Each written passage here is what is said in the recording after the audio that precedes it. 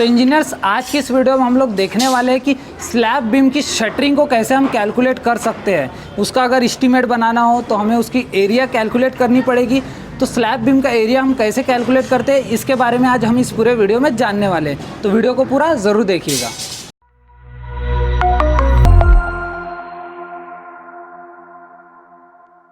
Hello engineers, मैं engineer Harish दावना, corporate trainer, स्वागत करता हूं आप सबका आपके अपने फेवरेट यूट्यूब चैनल सिविल गुरुजी महाराष्ट्र में, जहां पर बात करते हैं हम कम्प्लीटली सिविल इंजीनियर्स के बारे में, यानी कि आपके बारे में। तो जैसे कि इंजीनियर्स मैंने आपको बताया कि आज हम लोग स्लैब बीम की शटरिंग का कैलकुलेशन देखने वाले हैं। जैसे कि आप लोग पीछे देख सकते हैं कि आपको एक स्लैब बीम्स दिख रहे हैं, तो इसमें शटरिंग कैसे लगेगी, कंस्ट्रक्शन से पहले उसका कैलकुलेशन कैसे होगा, ड्राइंग की हेल्प से इसको हम लोग जानने वाले हैं। तो चलिए आगे बढ़ते हैं वीडियो की ओर। जैसे कि इंजीनियर्स आप सबके पास एक ड्राइंग है स्लैब बीम की। इसका साइज क्या दिया हुआ है? स्लैब बीम का साइज 250 बाय 350 का हमको साइज दिया हुआ है। तो इसमें हमको शटरिंग कैलकुलेट करना है। तो जैसे कि आप यहाँ पर स्लैब बीम देख पा रहे हो, है ना, पीछे स्लैब बीम दिख रहा है, यहाँ पर भी स्लैब बीम दिख रहा है। तो बताओ इस स्लैब बीम में जब शटरिंग लगेगी तो इस पार्ट पे लगेगी, बॉटम पार्ट पे भी लगेगी और इसके दूसरे पार्ट में भी लगेगी। तो क्या इसका कैलकुलेशन आप कर पाओगे? अभी नहीं, है ना। तो कैसे करते हैं इसके बारे में हम लोग जानते हैं। तो शटरिंग कहाँ पर लगेगी? आपने बताया इस पार्ट पर लगेगी, है ना। तो इस पार्ट पर लगेगी, तो इस पार्ट का कैलकुलेशन कैसे कर सकते हैं? Clear span into height. तो हाइट कैसे कैलकुलेट होगा? कि बीम का डेप्थ माइनस स्लैब की थिकनेस। क्यों कर रहे हैं हम लोग ऐसा? क्योंकि ये जो स्लैब है और स्लैब बीम है वो एक साथ कास्ट होता है और उसकी शटरिंग भी हमको एक साथ लगानी होती है, जिसके वजह से हमको डेप्थ माइनस करना पड़ता है और उस लेवल से हमको स्लैब के लिए शटरिंग प्रोवाइड करना पड़ता है। तो इसके वजह से हमारा डेप्थ क्या है, माइनस हो जाता है। और नीचे साइड बॉटम में लगेगा, तो इसका निकालना है तो क्या करना पड़ेगा हमको? अगेन वही clear span into width of beam. और इसके अपोजिट साइड लगाना है तो कैसा रहेगा? सेम रहेगा जैसे इधर लगा था, लेकिन एक बार में कंडीशन चेंज हो सकती है। वो कंडीशन कौन सी है? कि अगर हमारा आउटर साइड आ गया, तो मतलब दूसरे तरफ अगर आया ही नहीं हमारा स्लैब, तो हमको तो पूरा लगाना पड़ेगा ना बीम में। तो उस टाइम पे चेंज हो सकते हैं। तो उसके लिए सबसे पहले आपको सेक्शन काटते आना चाहिए। ठीक है, सेक्शन कैसे काटोगे? मान लो कि हमारा बीम है, तो ड्राइंग पकड़ना, ये बीम है हमारा। ये बीम का अगर मैं सेक्शन काटता हूँ तो ये वाला जो पार्ट आया वो मेरा सेक्शन रहेगा ना। वैसे ही अगर इस बीम को अगर मैं काटता हूँ, मान लो कि आपको बीम दिख रहा है, इसको अगर मैं ऐसा काट दिया, सपोज कर लेते कि उधर साइड स्लैब नहीं है, उसके अपोजिट साइड सिर्फ इधर साइड स्लैब है, उधर नहीं है। अगर इसका सेक्शन मैं ऐसे कट करता हूँ तो इसकी ड्राइंग कुछ इस तरीके से बनेगी, कुछ ऐसा ही दिखेगा। और अंदर से आपको कुछ बार्स दिखेंगे, यहाँ पर ऐसा ही दिखेगा ना आपको। तो इस वाले पार्ट पर शटरिंग कहाँ कहाँ लगेगी? इस वाले पोर्शन पर, इस वाले पोर्शन पर और इस वाले पोर्शन पर। तो ये वाला पोर्शन क्या रहेगा मेरा? Depth of beam.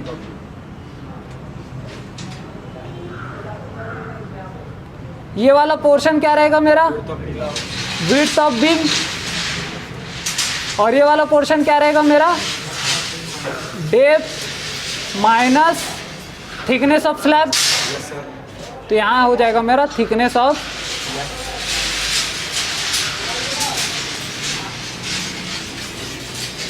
स्लैब। तो ये तो हो गया कि हम प्रैक्टिकली उसको देख के काट रहे हैं, लेकिन इसको आपको ड्राइंग की हेल्प से भी काटते हुए आना चाहिए। तो जैसे कि हमने अभी देखा ड्राइंग में कि कुछ बीम्स दिए हुए हैं हमारे पास। सबसे पहले हम लोग कैलकुलेट करते हैं स्लैब बीम 1 का, जो हमारा SB1 है उसका कैलकुलेट करते हैं। कहाँ कहाँ दिख रहा है आपको स्लैब बीम? यहाँ पर दिख रहा है ना। तो क्या इसका सेक्शन पूरा ऐसे कट जाएगा? काट दूं ऐसा सेक्शन पूरा? ठीक है, इसका सेक्शन यहाँ पर बना के दिखाऊं कि कैसा बनेगा। तो चलो देखते हैं कि इसका सेक्शन कैसे कटेगा। तो जैसे कि मैं देख पा रहा हूँ इसका सेक्शन, इधर साइड आउटर पोर्शन आ रहा है क्या सामने में? इधर आउटर पोर्शन आ रहा है, इधर गया तो मुझे क्या मिला यहाँ पर? स्लैब मिला। तो स्लैब कुछ इस तरीके से आया। अगेन मुझे यहाँ पर मिल गया SB1, बीम मिल गया यहाँ पर। तो अगेन मैं बीम को यहाँ पर ड्रॉ करूँगा, आधा ही बनेगा ये। क्यों? क्योंकि इसके इधर भी स्लैब है और इधर भी स्लैब है। फिर ये यहाँ तक आएगा कुछ दूरी पर, फिर यहाँ पर आपको बीम मिल गया, तो बीम कुछ इस तरीके से बनेगा। लेकिन ये वाला जो है यहाँ पर आपको क्रॉस दिख रहा है, क्रॉस है मतलब यहाँ पर स्लैब नहीं आया है। तो क्या होगा, ये बीम पूरा चला जाएगा। एक पोर्शन बन गया, यहाँ पर स्टेयरकेस है और स्लैब नहीं है। तो इसको मैं ऐसे कर देता हूँ, कट गया ना यहाँ से सेक्शन मेरा, क्योंकि यहाँ पर कुछ भी नहीं आ रहा है। तो कुछ नहीं आ रहा है इसलिए मैंने क्रॉस कर दिया। देन अगेन यहाँ से बीम आ गया, तो बीम कैसे आएगा? कुछ इस तरीके से। तो क्या इस साइड आते आते बीम क्या पूरा जाएगा क्या? स्लैब आ रहा है ना यहाँ पर, स्लैब आने की वजह से सिर्फ ये आधा ही जा पाएगा। तो यहाँ तक आ गया मैं। अब यहाँ से ऐसे जाना है मुझे यहाँ तक, तो चले गया यहाँ पर। इसके बाद अगेन मेरा ये वाला बीम आया, तो बीम इधर स्लैब है और इधर भी स्लैब है। तो स्लैब आने की वजह से सिर्फ आधा ही बनेगा ये। फिर अगेन वापस जाऊँगा मैं, बीम आ गया ये वाला, तो ये बना कुछ इस तरीके से। फिर इधर गया, यहाँ तक आ गया मैं। लास्ट में इसके आगे स्लैब है क्या? नहीं है। तो इसको पूरा बना दूँ और इसको कंप्लीट कर देते हैं। ये है हमारा सेक्शन फॉर SB1। क्या है हमारा? SB1 का ये सेक्शन है। तो अब आप लोग ने कुछ फॉर्मूला मुझे बताए थे कि कैलकुलेट कैसे करना है। फॉर्मूले से यहाँ पर कैसे लगेगा? क्लियर स्पान इनटू हाइट, है ना। तो इस वाले पोर्शन को कैलकुलेट करना है तो क्या करना पड़ेगा मुझे? इस वाले पोर्शन को अगर कैलकुलेट करना है तो मुझे क्या करना पड़ेगा? Clear span into depth of beam.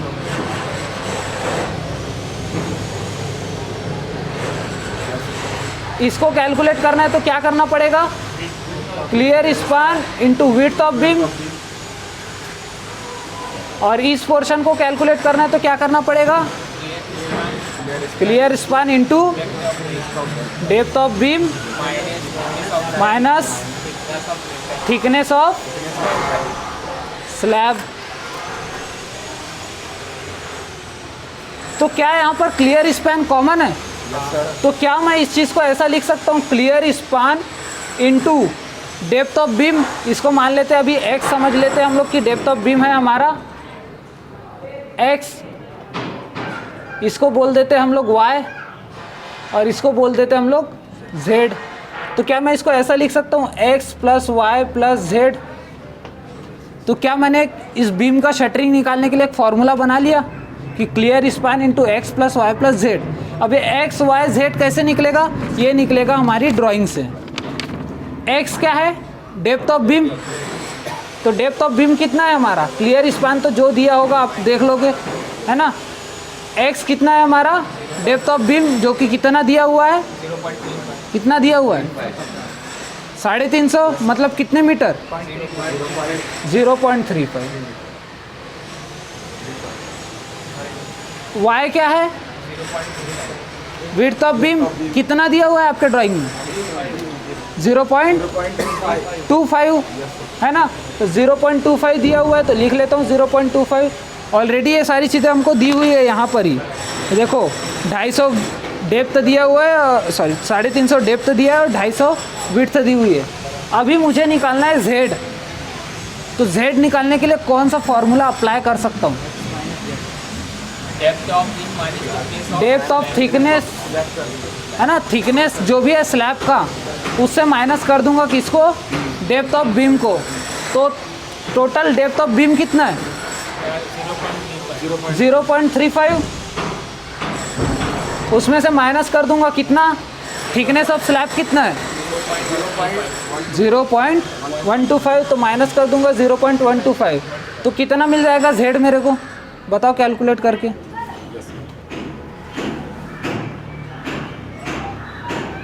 0.5 तो यहाँ पर प्लस कर दूंगा 0.225। तो क्या अगर मुझे क्लियर स्पान मिल जाता है तो मैं क्या इसकी शटरिंग कैलकुलेट कर पाऊँगा? कर लूँगा इजीली। अब ये तो सिर्फ एक के लिए हुआ ना, यहाँ पर देखना कितने और बीम आ रहे हैं सेम इसके जैसे। कितने बीम आ रहे हैं बताओ तो सेम इसके जैसे, जिसमें से एक आउटर कंडीशन, एक विड्थ और एक इनर कंडीशन आ रही हो। कितनी आ रही है? 3 आ रही है। 3 और आ रही है, मतलब एक ए और 3 और। तो क्या जो भी क्वांटिटी आई उसको 4 से मल्टीप्लाई कर दूंगा तो चीज़ें मिल जाएगी मुझे, है ना। अब देखते हैं कि 3 और कौन सी आ रही है। पहले तो ये वाली, दूसरी ये वाली, इसमें भी तो इधर ही लगेगा, यहीं पर ही लगेगा ना। एक आउटर कंडीशन, एक विड्थ और एक इनर कंडीशन। सेम इसके बाजू में ये वाली कंडीशन भी, एक आउटर, एक विड्थ और एक इनर। तो ये हो गया मेरा तीसरा, ये हो गया मेरा चौथा। इसमें भी एक आउटर, एक विड्थ और एक इनर कंडीशन आ गई। तो क्या ये चारों के लिए सेम फॉर्मूला लगेगा? तो यहाँ पर हम लोग कैसे कैलकुलेट कर सकते हैं? SB1 के लिए 4 इंटू क्लियर स्पान इंटू ये सभी का सम करोगे तो कितना आएगा सभी का सम?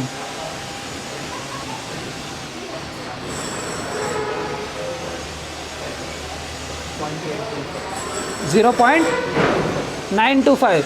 तो मल्टीप्लाई कर देंगे 0.9 कितना 825 है, 0.825 को।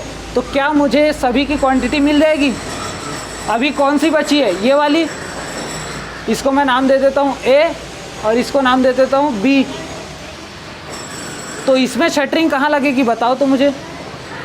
यहाँ पर, यहाँ पर और यहाँ पर। यहाँ से यहाँ तक की लेंथ को क्या बोले थे हमने?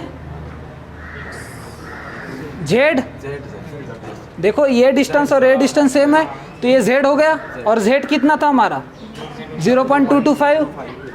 ये वाला डिस्टेंस कौन सा है? ये भी अगेन Z है। और ये वाला डिस्टेंस कौन सा है? Y है। तो अगर इसका कैलकुलेशन करना हो तो कैसे कर सकता हूँ मैं? Clear span into Z plus Y plus Z, जो कि आएगा मेरा क्लियर स्पान इंटू Z कितना है? 0.225 प्लस 0.25 प्लस 0.225। तो क्या हो जाएगा मेरा? क्लियर स्पान इंटू सभी का सम करो कितना आएगा? 0.7 आएगा। अब देखो कि ये वाला बीम और ये वाला बीम सेम जैसा है, दोनों में सेम लगने वाला है। तो क्या मैं इसको अगर 2 से मल्टीप्लाई कर दूं, SB1 इनर, इसको इनर मान के चल रहा हूँ हाँ, क्योंकि इसके पूरे डायमेंशन इनर में है, इसके भी डायमेंशन पूरे इनर में है। तो क्या इसको मैं मल्टीप्लाई कर दूं 2 से, क्योंकि 2 नंबर्स है ना हमारे पास, और मल्टीप्लाई कर दूं क्लियर स्पान और 0.7 से, तो क्या मुझे इसकी भी क्वांटिटी मिल जाएगी कि कितना स्क्वायर मीटर में लगने वाला है? तो देखा कितना सिंपल है सॉल्व करना। ऐसे ही आपको बाकी सभी के निकालने हैं, चाहे वो SB2 हो, SB3 हो, SB4 हो, SB5 हो, तो आप लोग निकाल लोगे। ठीक है, तो देखा इंजीनियर्स कि कितना इजी था सेक्शन काट के एक स्लैब बीम की शटरिंग को कैलकुलेट करना। ऐसी मुश्किलात आपको भी आती होगी आपके साइट में। तो अगर आपको भी ये चीज़ें आती है तो आप मुझे कमेंट बॉक्स में ज़रूर बताएं कि आज आपने वो चीज़ें सीख लिया जो आपको मुश्किल लग रही थी, जो एकदम इजी है। तो ये चीज़ें कुछ अलग ही होती है और हमारे इमेज को थोड़ा अलग इम्पैक्ट करती है हमारे कंपनी में जहाँ पर हम लोग जॉब कर रहे होते हैं। तो हमारे इंजीनियर्स ऐसी चीज़ें यहाँ पर आके सीखते हैं और जानते हैं और प्रैक्टिकली देखते हैं इन सारी चीज़ों को, जिससे कि उनकी टेक्निकल स्किल्स बहुत ज़्यादा ही बढ़ जाती है और वो कहीं पर भी फ्लेक्सिबल होते हैं काम करने के लिए, जॉब्स करने के लिए। तो ऐसी ही प्रैक्टिकल चीज़ अगर आप भी सीखना चाहते हैं तो आप भी ज्वाइन कर सकते हैं हमारा ऑन साइट ट्रेनिंग को, जो कि स्टार्ट हो चुका है इंडिया के अलग अलग लोकेशन पे, जिसके लोकेशन मैंने डिस्क्रिप्शन में दिए हुए हैं। अगर आपको इसके बारे में और डिटेल में जानना है तो आप कॉल कर सकते हैं 9111001234 पर और बात कर सकते हैं हमारे काउंसलर से कि कैसे आप इन चीज़ों को सीख सकते हैं। आगे और भी मिलूंगा मैं नए वीडियो के साथ। अगर आपको ये वीडियो पसंद आया हो तो लाइक ज़रूर करिएगा। अगर आपने चैनल को सब्सक्राइब नहीं किया तो सब्सक्राइब जरूर कर ले और बेल आइकन को दबाना ना भूलें। आगे और भी वीडियोज़ मैं आपके लिए ज़रूर लाऊँगा। तब तक के लिए जय हिंद, जय भारत, जय महाराष्ट्र।